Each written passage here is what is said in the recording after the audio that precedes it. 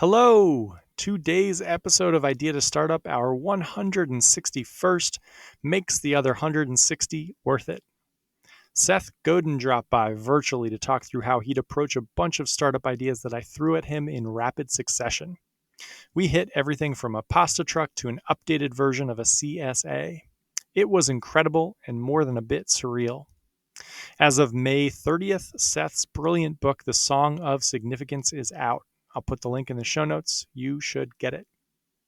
And as always, this episode of the Idea to Startup podcast is brought to you by Tacklebox. If you've got a startup idea and a full-time job and you want to flesh out the former before you leave the latter alongside a bunch of smart people doing the same, head to gettacklebox.com and apply for the membership. We'll get back to you in 72 hours. We've helped hundreds of entrepreneurs navigate the early days, and we might be able to help you too. Without further ado, on to Seth.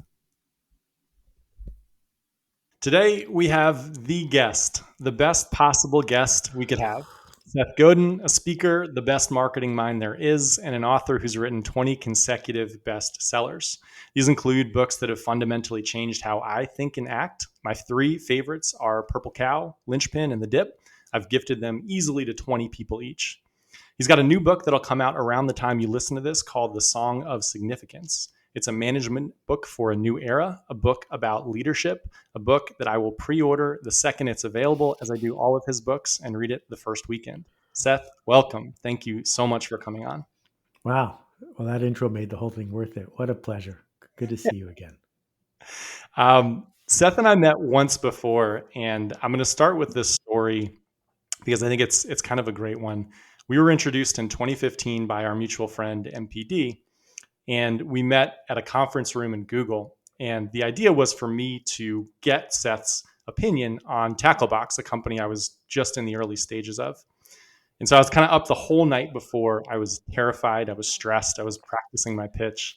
And we get to Google, and I meet Seth, and he's very warm and kind. We walk into the conference room, and he puts a backpack on the table and pulls out a screwdriver and hops on his back. I have no idea if you remember this or not. You jump on your back and start tightening the screws on the chairs. And you said, last time I was here, all the chairs were loose, so I brought a screwdriver to fix the chairs. And you gave me a screwdriver too and said, if you'd like to fix the chairs, you can do that too. So I jump on my back and we're screwing in the chairs.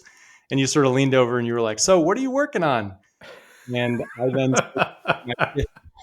on my back with the screwdriver in my hand. And about 30 seconds in, you said, okay, I get it. Do you want a hard 3 months or a hard 3 years? And I said, I prefer the 3 months if possible. And you told me why I was thinking about Tacklebox wrong and what would work.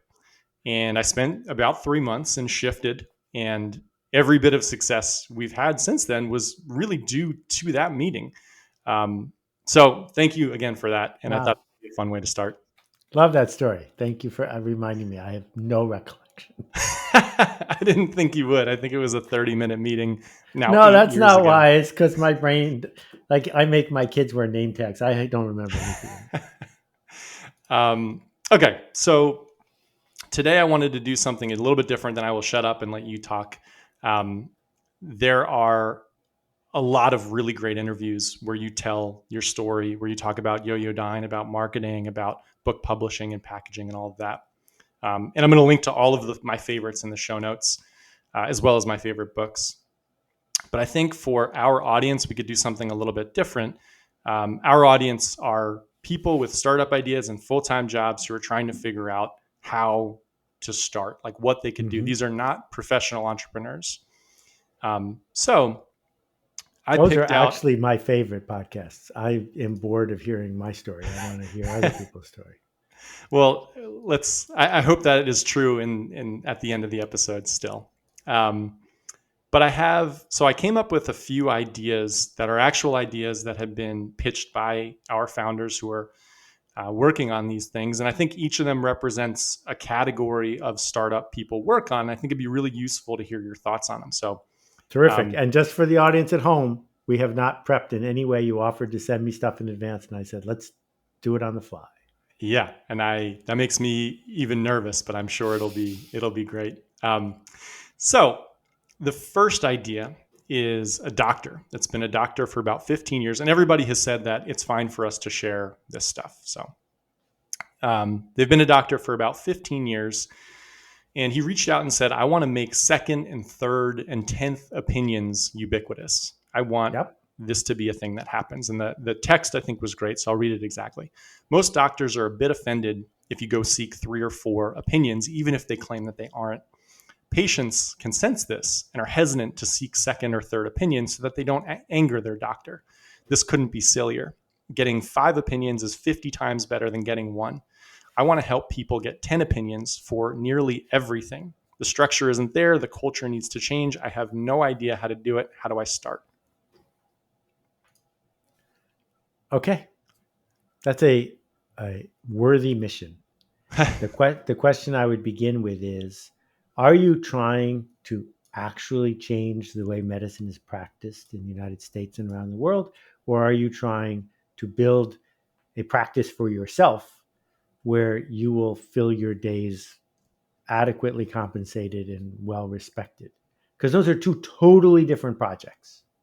Hmm. In the first project, you have to give away almost everything. Control, the idea needs to spread, not your business. That if we actually want to change the culture, we change the culture by having the idea be adopted by others as their own. If you need to win as a result of it, I think it's really unlikely you have the resources or the time to do that level of shift. On the other hand, if you want to build a business where 1,000 or 5,000 customers are enough to make you very, very happy, it's a totally different project. So let's be clear about which one of those two things it is. And Brian, I'll let you decide right this minute which one you want me to talk about, because they couldn't be more different in terms of the project. I think the second one's more relevant, but I would be curious on the mindset shift there too, because a lot of entrepreneurs come with a grandiose idea of like, I'm going to change medicine for everyone. But so I guess let's talk about the second one. And then I don't know if you have any thoughts on how to let yourself put on blinders without feeling like you're giving up the cause. Right. Okay. So you can move the cause forward by building the smallest viable audience and serving them well. So, this project, there were only 10,000 copies of this in the whole world. That's not a lot of copies, but it changed marketing for a lot of people who have never heard of me. So you can do a thing that you own, that you control, that has ripples. Right? So in this case, here's your problem, which you identified in the question. Doctors don't want this and patients don't want this. Neither do insurance companies in the short run. Patients don't want this for 2 reasons. The first reason is the one you said, which is they don't like being in a room with someone who has status and appears to be annoyed at them. And second, we want closure. Particularly in the United States, people are way more likely to do surgery than physical therapy, because surgery is once and done, and physical therapy is this persistent effort. Even though physical therapy has been shown for almost everything to be better than surgery, people get surgery because we're Americans, for God's sake. And so when you show up and say, this is going to involve social challenges, engaging with status roles, and you're going to then have to make a decision, as opposed to the first model where someone else makes a decision and you get to blame them. The number of people who want this today is very low. And if you're going to engage in this, it seems to me, rather than persuading the doctors they are wrong and the patients they are wrong and challenging the status roles that fuel the whole industry, why don't you just find a few people, a few docs, and a few patients who are ready for what you have to offer? Because if you can help 1,000 people avoid needless surgery, and you can help 5 doctors feel like they are doing something that they are proud of, that's a good year's work. And you'll get paid well if you do that. So the method to get from what I just said to it's working, the steps aren't that hard, but it's because you said, I'm looking for people who get the joke. And if they don't get the joke, good luck to you. If Hmm. you want to do the first one, that's about journal articles, changing the medical structure, the medical school structure, figuring out how the insurance companies would reward. If you get Aetna, just Aetna, to change how they uh, reimburse patients, and they require a second or third opinion before you can have certain sorts of procedures, you will change a lot. Hmm. But to do that, you probably don't want to start a medical institution. You probably just want to be a lobbyist. Hmm. And so that's why I need to highlight the fork in the road. Fantastic. And I think that's a relevant example for a lot of people who are industry experts where there's a fundamental issue that they're thinking about changing. Yep. Great. A lighter weight one that I love. A sous chef from a great restaurant in the city reached out recently, and she said, most great Italian restaurants are closed at lunch. Pasta options for lunch are scarce. Also, pasta is very cheap. It's easy to make in bulk. It keeps extremely well. It can be frozen. There are huge possible margins if you just had 3 types of pasta each day and 3 types of sauce. So you could say, I'll have the fusilli with the vegetarian bolognese. I'd love to do this as a pasta truck, but how do I start? How do I know if this is actually a good idea? How do I know if people will eat enough pasta to make this a business? How do I know if it's worth leaving a job I love to do? I love this one.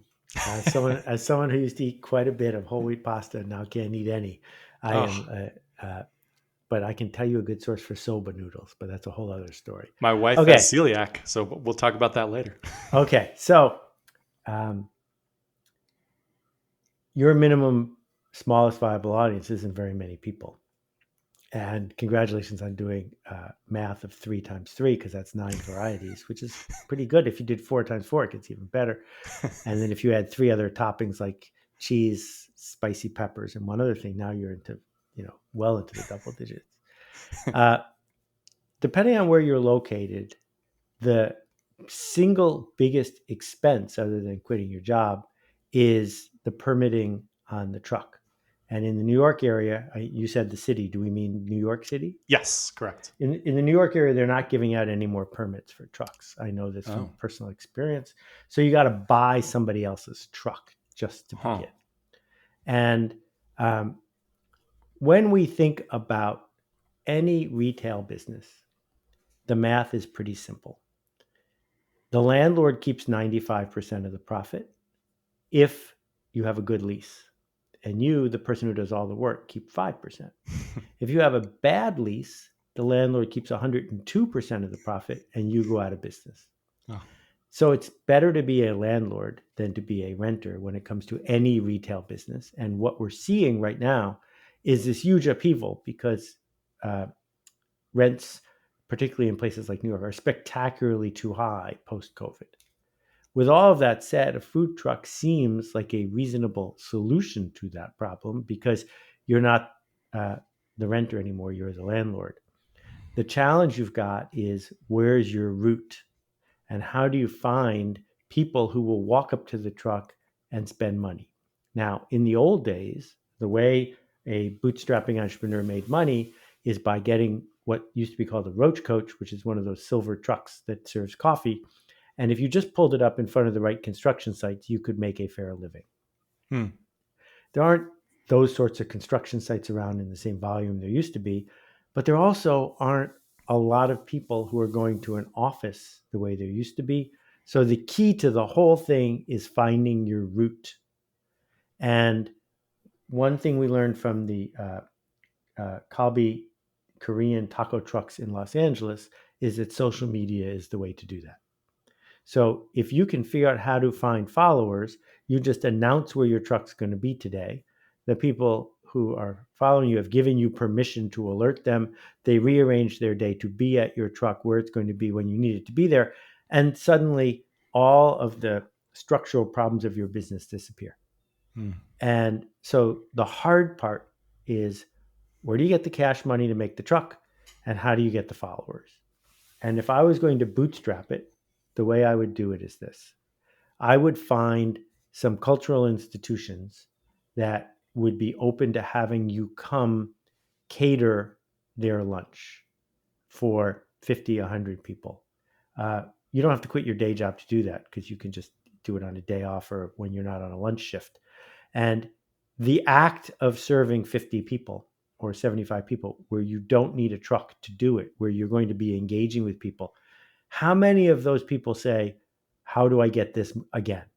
And you find out in that moment in real time where they are and what they need. Is it you're like the soup person in Austin, Texas, who does frozen home delivery? Or is this hot and fresh for lunch on a given day in a given neighborhood?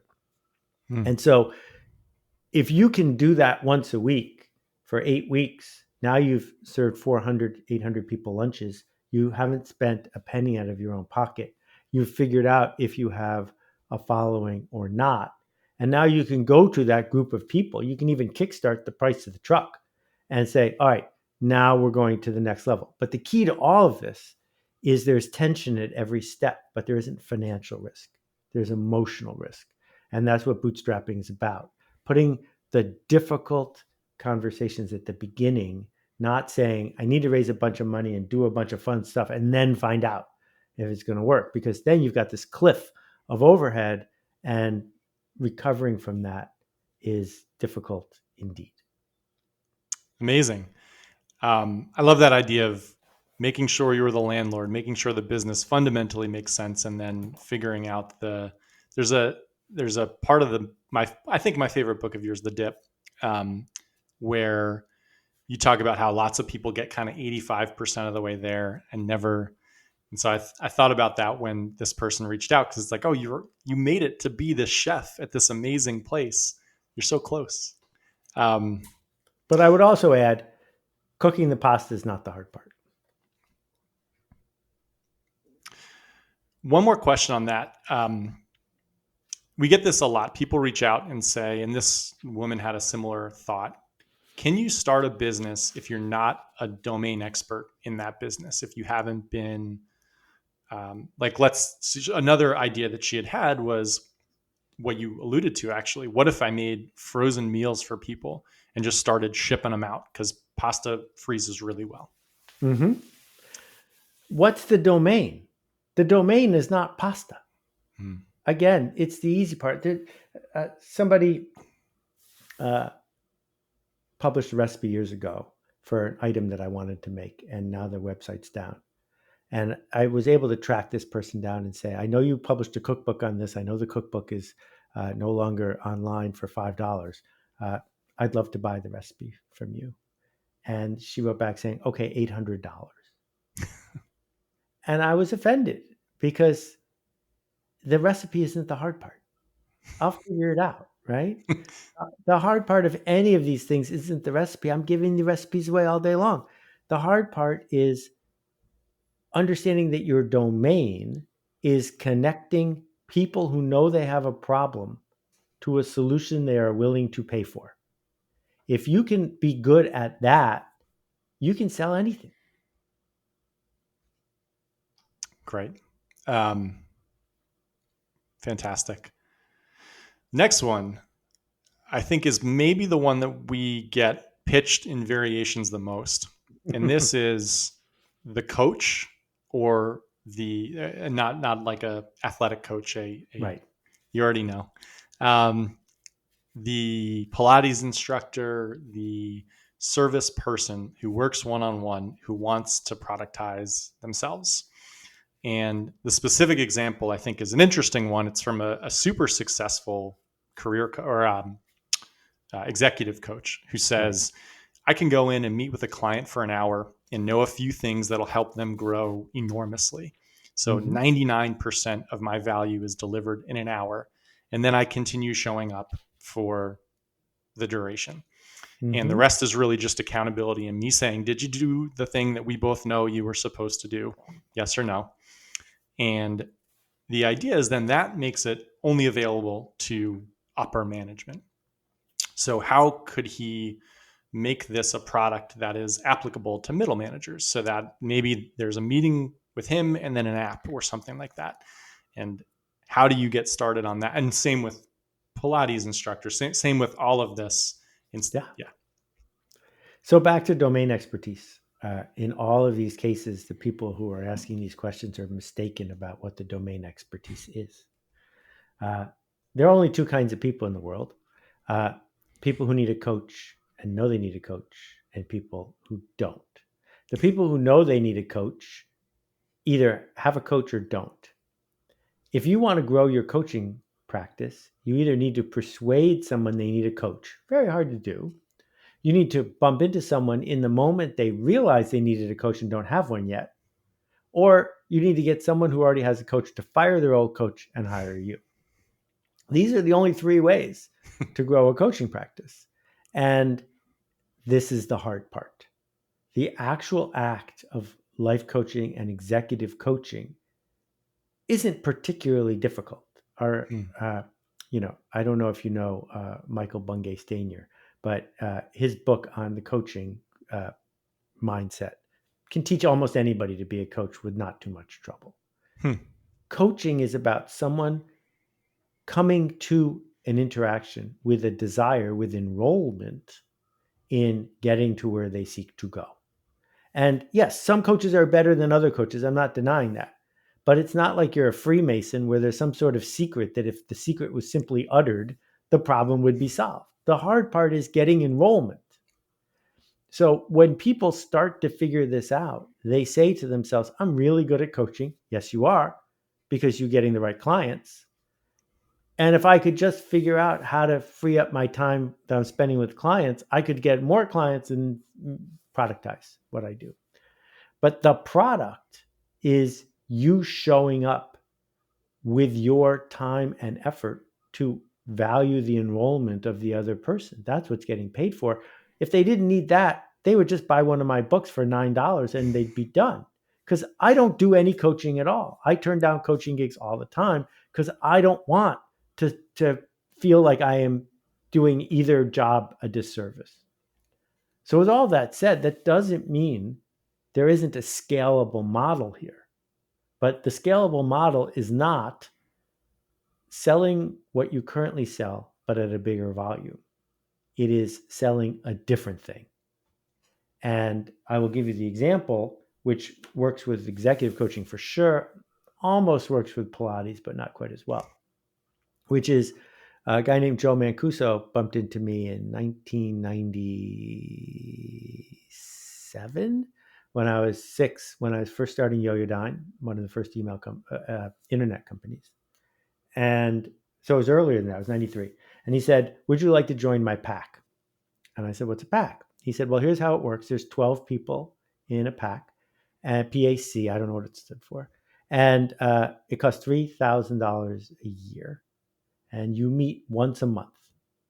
And at the meeting, each year we go to each person's office one time. If you're the host of the meeting, we meet your key team, we look at your P&L, and then we rip you to shreds for 7 hours.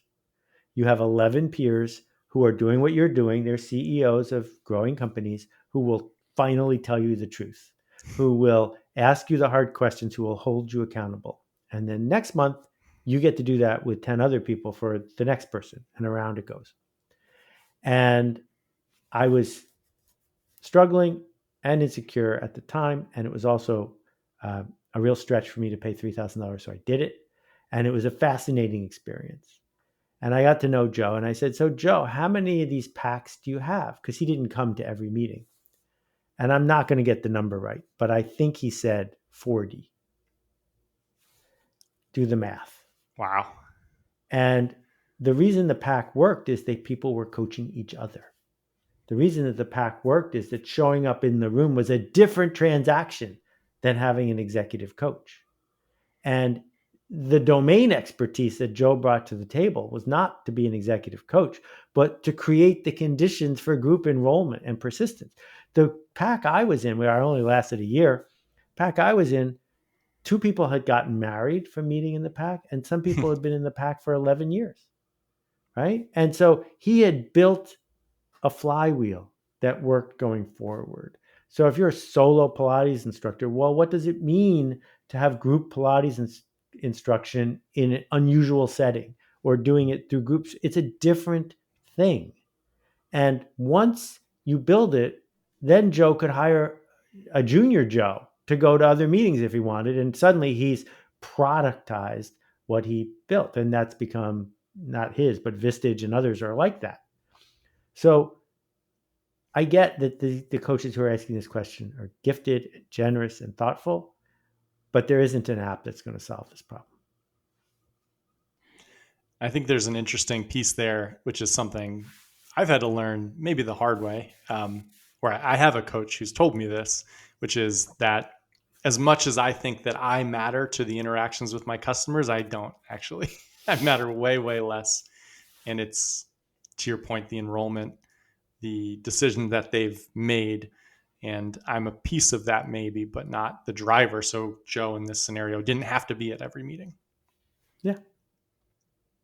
Fantastic. That is so helpful. We get a lot of those consultants, coaches. Am I going too fast or too slow in my answers? Because I can adjust it if you want me to. Oh, I'm having a blast. I think it's just checking.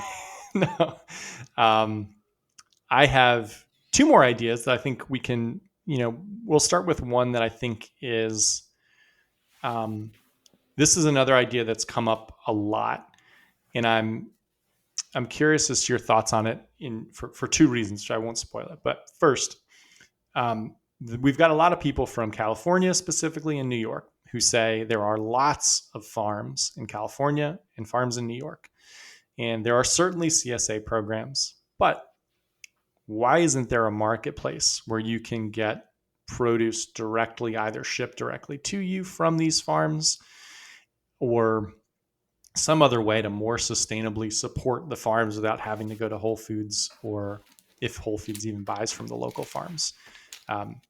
That comes up a lot about that marketplace. And that is a more general question of how do you start a marketplace or approach a marketplace problem?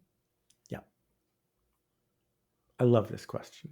I'm a longtime CSA member. I go to the farmers market at least once a week, except in February. There's clearly a significant disconnect between the people who grow the food and the people who can afford to pay a fair price for the food they eat, and what we've invented as the middle ware is insufficient. The typical CSA is 40 years out of date and doesn't create the conditions to feel like it is a thoughtful, modern, organic alternative to whatever lifestyle people are leading. You just end up with a lot of onions and carrots and in a dingy church, and it's not, over time, it might feel fun to join it, but it's difficult to see that it's, for many of the people who are part of it, the highlight that it could be. So a couple thoughts. The first one is you can't out Amazon, and marketplace is not the way I would think of this. There's Farmer Jones in Ohio who sells to chefs. He sells more than 40 different kinds of lettuce. He sells 30 kinds of microherbs. It's a fascinating website, and it's expensive and worth it. But the typical person isn't going to shop there. Plus, it doesn't line up with the way food is grown, because he's got, he plants a tenth of an acre of something and it's only available for a few weeks. That works for a chef, but that's not the mindset that we've trained people to have when they go to the supermarket. So it feels to me, if we go back to the pasta truck, that the key to the whole thing is figuring out, how do you find the eaters that want to be connected with the farmers? And that is what marketplaces actually are. So if we go all the way back 3,000 years to the bazaars of the Middle East, the bazaar is worthwhile because all the shoppers know that that's where the bazaar is, and all the sellers know that that's where the bazaar is. And once everyone agrees that that's where the bazaar is, there's a bazaar, right? That's the hard part, is to create that space. Now, in my town, the space is the parking lot next to the train station. And the woman who started it, Pascal, that's her main contribution, was figuring out how to make it so that Saturday mornings, both sides know that this is about to occur. By doing it in person, she eliminates shipping. She eliminates being a middle person on the transactions. And following the green market New York model, she's just charging a little bit of rent. But there are lots of ways that I could imagine doing it without it being that permanent, where I could imagine being the impresario, the person who organizes 15 farmers and organizes people in 7 communities, so that using digital technology, you can alert that group of 800 people that a flatbed truck is going to pull up in this place for these 3 hours. This is when you need to come, and this is what we got this week. Because if you're the owner of that list, you own the bazaar. And now you can attract new buyers, you can attract new sellers, and no one can stop you. And again, it works with the smallest viable audience. It works if just one person who grows watercress figures out how to organize 100 people who want watercress. That's enough to start. Fantastic. And so it does have echoes a little bit of the food truck. Yeah, I think that's, and then I guess the last question on that is more about interacting with people. So how do you go about pitching this to farmers? Do you just go sort of talk to them? Is this something that they want, or how do you go about that? Because a lot of our founders get blocked then, where it's like, that seems like an uncomfortable thing to do. It is uncomfortable. There are a couple of reasons it's uncomfortable. First of all, who's taking the risk? If you're asking the farmer to take the risk, why should they do that? Farmers take more risk than almost anybody every day. And why should they trust you? So we've got to solve those 2 questions. Well, you as the impresario have resources that you can use to reduce risk. So if you go to a farmer and say, I would like to buy all of the watercress you have available on Saturday at the current wholesale price, so you take 0 risk, they don't have to trust you. You can just give them the money for all of the watercress and they will say, when are you coming back? I would like to do that again, right? So it's easy. But if you're going to the farmer and saying, I want you to change the way you do your job and take these huge risks that are emotional and financial so that I can come out ahead as a low risk middleman, of course that's an awkward conversation to have. So when Amazon got started, it was right near the end of my mom's life. And she was the founding manager of a bookstore in a museum in Buffalo, New York.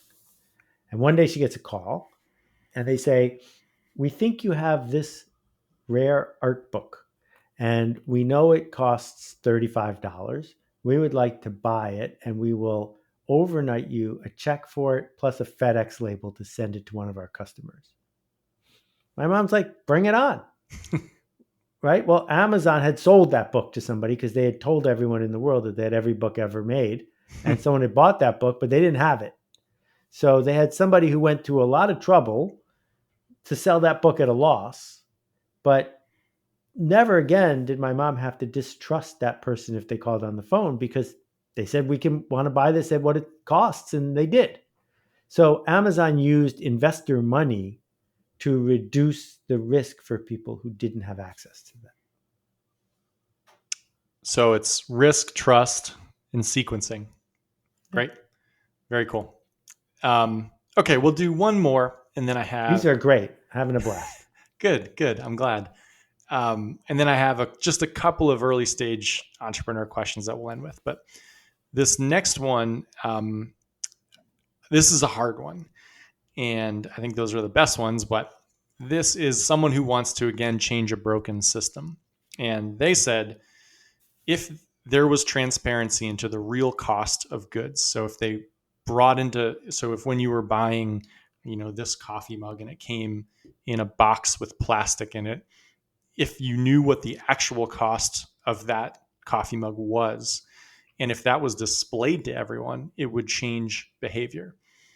And it was basically that, with a question of how do I start this? Because it was someone who actually understood what the actual cost of all these things were. And I believe in the email, it said something like eggs, a dozen eggs should actually cost $20 or something like that.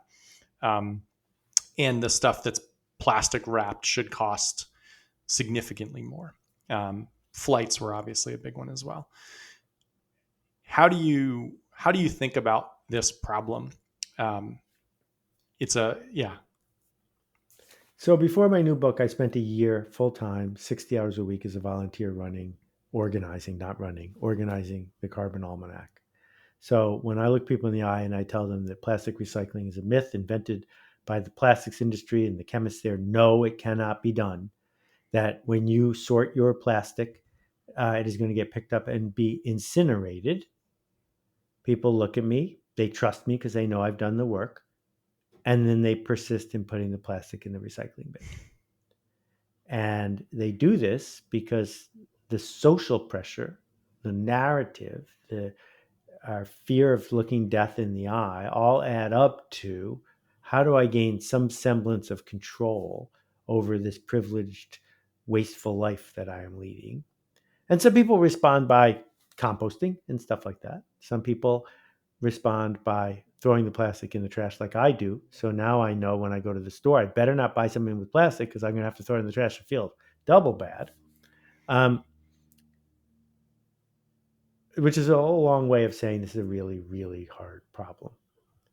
And I'm afraid that there are two challenges with what this person described. The first one is implementing it in the sense that there are very few brands that are going to voluntarily do this.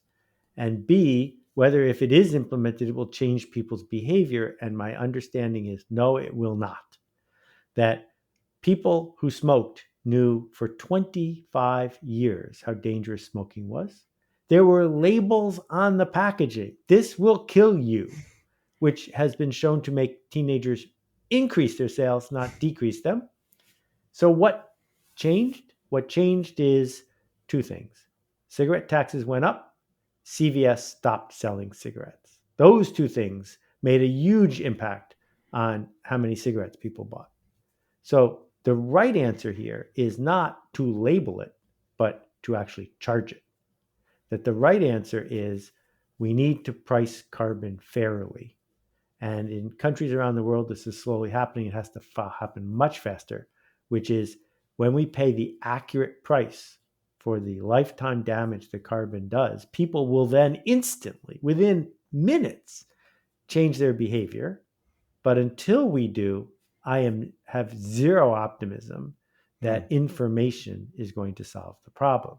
So if you're an entrepreneur and impresario, the question is, what can you do with this insight? Well, I have two thoughts. One, you can build a brand that proudly charges the fair price. And the way Patagonia has, say, we're going to tell you the truth about this. We don't want you to buy this. We want you to buy the used one. And the brand, the label, is worth the extra you're paying. Because me having the little Patagonia logo here was worth me paying $20 extra for the thing.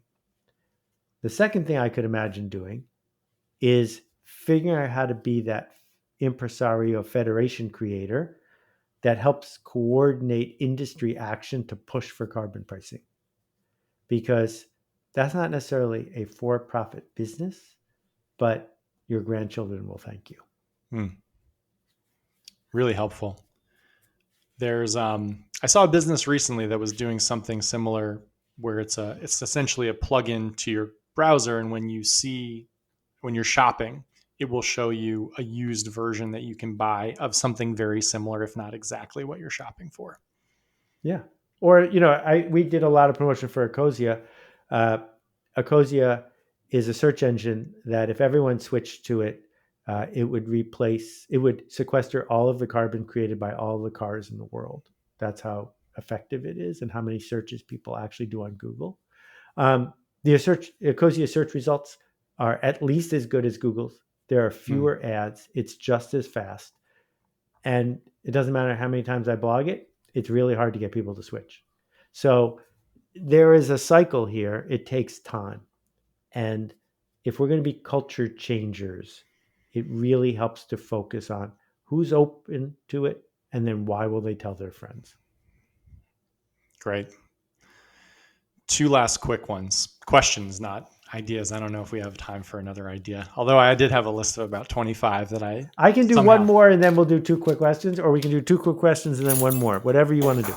We'll do the 2 quick questions. We'll see where we're at. Okay. The Okay. So I think there's a question that comes again from the dip, and I apologize for pulling all my inspiration from it, but it's just such a good book. Um, Wait till you read where the Song of Significance. That's right. That's right. Um, the there's a thought in there that basically says that people try and average their way to success, do average things to get um, non-average results, I guess. And my question is, what do entrepreneurs do that is average that maybe they don't know is average? Because there are a lot of people who've never started a business before, and they have no context, and they're doing stuff that maybe they think is the right stuff. Is there anything that pops to your mind that might be average and heading them to nowhere? Most people who call themselves entrepreneurs are actually freelancers. They are trying to build an independent entity where they have no boss. But they're not entrepreneurs in the sense that they're going to use someone else's money to build something bigger than themselves that makes money while they sleep, where they can personally walk away and the business will get even better. So Larry Ellison is an entrepreneur who built Oracle, but Larry Ellison doesn't code or make sales calls. I don't even know what Larry Ellison does. It doesn't matter. He created the conditions for Oracle to occur. So the first mistake entrepreneurs make is they're not actually entrepreneurs, they're freelancers. If you're a freelancer, and I am one, by the way, you're only as good as your clients. Your clients determine what you're going to do all day and how you're going to do it. And number two, all the time you're spending doing the work is time you're not spending building the entity. So I'm a freelancer because I prefer to do the work now. So I have no one to manage. I'm not trying to productize or scale. I want to simply do my work.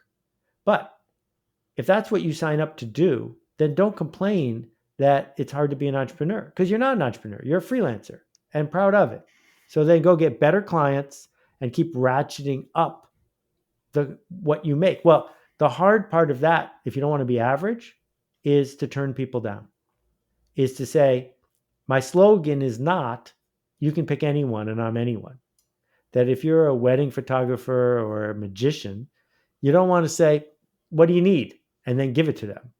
You want to say, this is what I make and it's probably not for you. But if it is for you, I'm exactly the person you need. So that's the freelancer path. In the entrepreneur path, every minute that you are doing work that you could hire someone else to do, you are doing a bad job. That the entrepreneur's job is to create the conditions for other people to do the tasks. And your job is to figure out some of the tasks where you are going to overinvest to create something that isn't average. So let me talk about my friend Apollonia. Apollonia owns one of the most important bakeries in the world. It was founded by her father and her grandfather, Alain Alpoulain. It's on Rue de Cherche Midi in Paris. If anyone gets a chance to go have an apple tart, tell them I sent you. Their cash register is not above average. Their store layout is not above average. The kind of bags they put their food in, not above average. But the boule they make, the sourdough that is baked in a 400-year-old oven in the basement, is so far above average that people fly from Japan to get one. And by obsessing about the way the cookie, the punition, crumbles in your when you bite it, Lionel built something that wasn't average that people talked about. I dedicated my book Purple Cow to him. He died in a tragic helicopter crash. And now that Apollonia is running it, she has maintained his above average standard, but she wants to build a brand that resonates with people. Well, if she say, well, we're just like every other luxury brand in Paris, then she's got a lot of work to do. But if she says there's something specific about what we stand for, that's work she can't outsource to any other human. She has to decide what that is and then create the conditions for that to occur. So that wasn't a short answer to a short question, but I did my best. It was fantastic. And I think it highlights that the hard part might be choosing what is the thing that you spend your time on and what's the thing that matters. Correct. That was great. Thank you.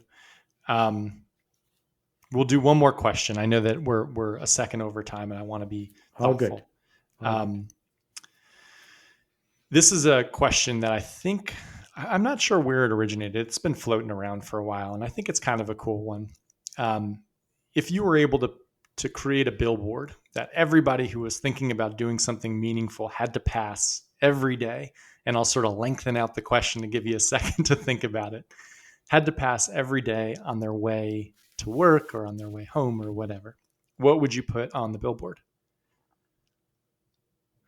Okay, so I have to do an aside about billboards. I used to work with Jay Levinson, the father of guerrilla marketing, and Jay would billboards are a very specific form of media.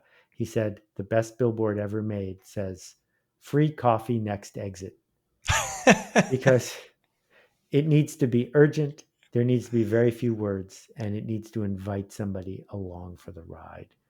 That anything longer than that or more complicated than that doesn't work when you're driving 60 miles an hour. And so my preamble is we're burning the world down. We, for 100 years, have been sucking oil out of the ground at a price way cheaper than it should be. We have built more wealth than anyone could ever imagine. The percentage of people on earth who are fully poor is lower than it's ever been. We have created a technology regime where there's a supercomputer in the pocket of 1 billion people. We have built the conditions for lots of people, including you and me, to do jobs that didn't even exist 50 years ago, where we don't make food or shelter or healthcare, that we are all playing with wants, not needs. And with all of that going on, people still show up and do their work, counting the minutes for their work to be over, even though we are working more hours than we have ever worked before in human history. And so I guess my billboard would say, does it really matter? Question mark. Because you got plenty of ways to make a living, but what are you going to do to make a life, to make a difference, to do work you're proud of with people who care? And my short one-word description of that is significance. That what people actually want from their day is not to get paid a lot and work very little. I surveyed 10,000 people in 90 countries. What people want is to exceed their own expectations, to be treated with respect, to make a change happen. And if we are doing something that is significant, we can't wait to do it again. And we sacrificed an enormous amount to get to where we are right now. And it's just a shame to waste it. Fantastic. That's a great way to wrap things up. The Song of Significance is a book that will be out by the time this is released. It will be wonderful. Everything that you do is thoughtful, and it's just been such an inspiration and an influence in my life. And it was incredible that you came on. Thank you so much. An absolute pleasure. Keep making a ruckus, keep leading. It matters. This was the Idea to Start a Podcast, brought to you by Tacklebox. Thank you again to Seth for coming on, and please grab his book, The Song of Significance. And if you've got a startup idea and a full-time job and you want to flesh out the former before you leave the latter, head to gettacklebox.com and apply. We'll get back to you in 72 hours. We have helped hundreds of entrepreneurs, and we might be able to help you too. Have a great week.